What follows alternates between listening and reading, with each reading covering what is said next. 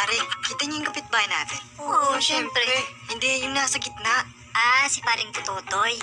Oh, bakit? Kasi kahapon, nag-uusap sila ng asawa niya.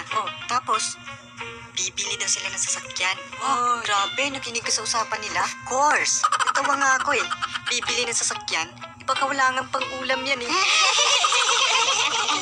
Uy, tingnan niyo nga yung anak ni Maring Kititay. Puro paganda lang yung alam. Tingin ko di makakapagtapos yan. Bakit? Baka magkaanak na yan. Uy, tingnan niyo nga yung suot niya. Ang ganda. Tapos yung bahay ang pangit. Aba, tingnan niyo nga yung babaeng yan. Puro lalaki yung kasama. Oo nga, no? Ew, ang landi. Yaks! Tsaka nabalitaan niyo ba? Yung iba dyan sa kasama niya. Ano? Manyakol. Sino? Hindi, joke lang yun. Uy, tingnan niyo nga yung isang kapitbahay natin. Sino?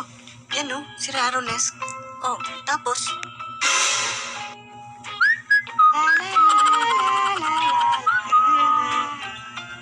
Pangit daw ugali niyan.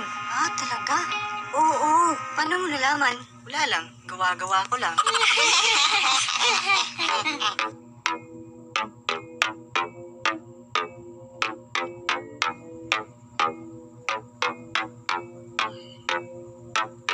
Ay, wala talagang ibang magawa sa buhay.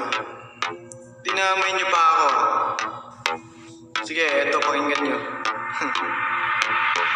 Hey, ang ganda sana ng umaga. Biglang pumangit ang makita ko mga chismosa. Akala nyo di ko naririnig. Usap-usapan ng mga di masarado na bibig. What's up? Mga mabubuting kapitbahay. Relax, hindi ako naghahanap ng awa. Buti mga labi nyo hindi nangangamatis. Baka nagsusugat na yan dahil sa kakatismis.